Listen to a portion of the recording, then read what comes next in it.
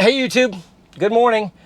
New version just came out, so it looks like we're currently on 10.69.2.2, and they jumped the build number up to 2022.20.17. There were some release notes leaked the other day from some employees that was one dot version prior to this, so I guess the employee release had some additional tweaks applied to it, and then they pushed this one out early this morning in the midnight San Diego or California time zone.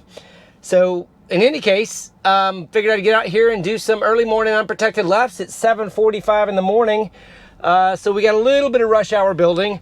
It's not full on rush hour, but I'd say we can probably expect this to be medium to heavy. Let's see how it goes.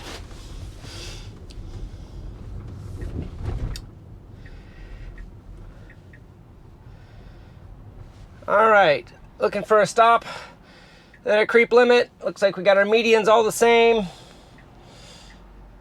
Needs to stop. Oh boy, it almost nudged there. Now it can go. It should go now. And it might go all the way. There is a car coming, stay in the left lane. So that was a good one. It felt like it was gonna jump out in front of that Jeep that went by. The Jeep tapped his brakes a little bit, but the car saw it in time and stopped very, very quickly. I didn't feel uncomfortable because it did brake very, very quickly once it did identify the Jeep as a fast oncoming traffic. So that was a good one. Let's try a few more. Okay, looks like round two, we're gonna have a lead car turning right and an opposing car with the right of way in the median doing a forward facing unprotected left into my intersection. Boy, the car is creeping up here. Wow. Wow. It squeezed itself to the left of that car. It can't go. Oh boy, that car tapped his brakes too. I thought that was going to be one of those scenarios. Now see, what I just did is I blocked off the car to the right of me, and I can't even look over there because he's giving me the stink eye. Because if you look, the image, oh, it's tapping its brakes. It's like, can I go? Can I go? It didn't go, but after this car, it needs to go. But it completely just ignored that. Now it needs to go to the median. Okay. Oh, is it? Now it's, ooh, that creep into the median felt really good there. It got into the median and then creeped a little further forward to get the butt out of the road. I don't ever remember feeling that before. So it realized it was in the median, and then it continued to adjust to get out of the road. So that was really good. That was aggressive. That might be the highlight reel for the day. All right, let's see. We got a similar situation, but I don't think there's any room for me to do it this time. I'm seeing a lot more interesting things on the screen. I keep seeing some of these media networks kind of flash in and out that I'm not familiar with. And I don't know, it's kind of like the car is trying to put drivable space in different spots. I'm just glancing at it, but it is jumping around a lot. Look how that media network is bouncing around, probably because of the occlusion of this car in front of me. That was interesting. Okay, there's the stop, now the creep, and we got traffic. It needs to stop. Okay, okay, I'm comfortable with where it's stopping now. Okay, we got a nice gap here to the left and a nice gap to the right, so that was a gimme with one little pause there. So that was good, but it was interesting to watch how the drivable space was mapped out in the median when there was a car occluding it, and how jumpy it was. All right, let's try another one. And another one. See that little blue, if you were watching the screen, take a look back. You probably just saw a little bit of blue median being projected out into the road in an incorrect spot. Okay, it needs to wait. No, no, no. Golly, I'm as far out as I could possibly stand. And it went to my creep limit, but man, I feel, I don't think I'm in the road, but I am uncomfortably creeped. Let's just use that word. Uncomfortably creeped. My foot is right on the brake. I've got a lot of traffic. I can't go anywhere. I've got an opposing car that is in my drivable space. You know, my blue Vector is actually going through the space where that car is, so it should just completely wait. I just don't have any more room to creep. If it even nudges right now, I'm gonna have to probably disengage. I'm not, okay, I got a light coming up again, it's gonna create some traffic. These guys are definitely going around me about another foot or two. Kind of a big truck here, yikes. Ah! Okay, I mean, I know there was room there, but it's just closer than I like it. So let's see what happens here. If they let some, this is where some cars could let me go. Now that car in front of me is now occluding my, okay, these guys are not, okay, now the light's green, so these cars are going to aggressively go. They're not gonna stop. So, okay, this car is going. Oh gosh, this is how accidents happen. I should not go. The light's green, it needs to wait. It's waiting, this guy's flashing me. I'm just gonna wave him through because the car's waiting. Okay, the car is making the right choices here. I didn't even feel like it was gonna nudge. So this was a good example of humans trying to make a gap, the light being green. Okay, now here, it's gonna go now. And this is gonna end up being a flawless unprotected left in heavy traffic with multiple human interactions. I couldn't expect any more from that. The only thing I was uncomfortable with was the length it creeped out on its initial creep. It was at the line, it stopped, but it also did not give me any of those uncomfortable nudges I felt in the past. Now maybe that's because it was all the way at its creep limit and didn't have any limit to go.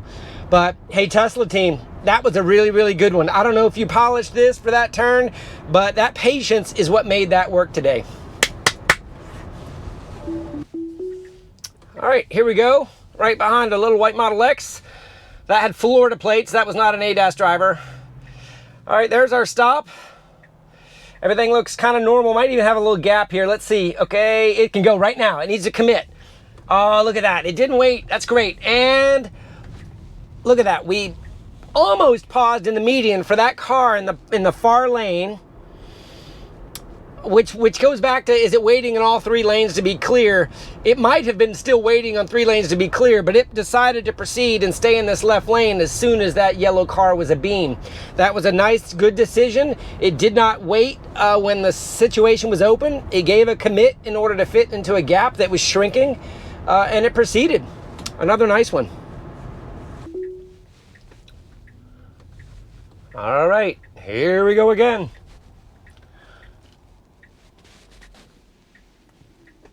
There's our limits. Okay, we got some traffic coming. It needs to wait. It needs to wait. I can see that. It sees that. Okay, my leaning forward can see a car coming. It's probably now in view now. Now it's got its blinker on. It's going to turn right here.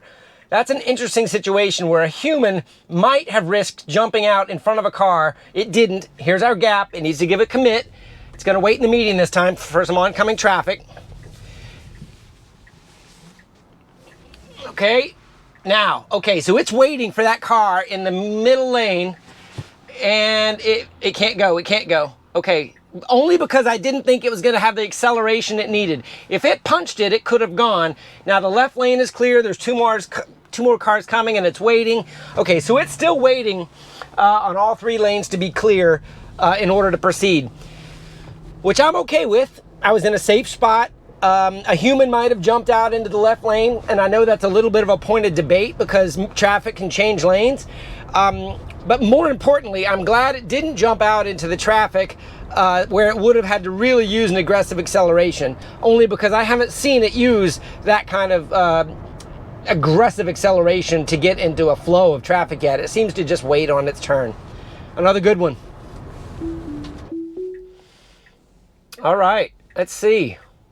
How's this one looking?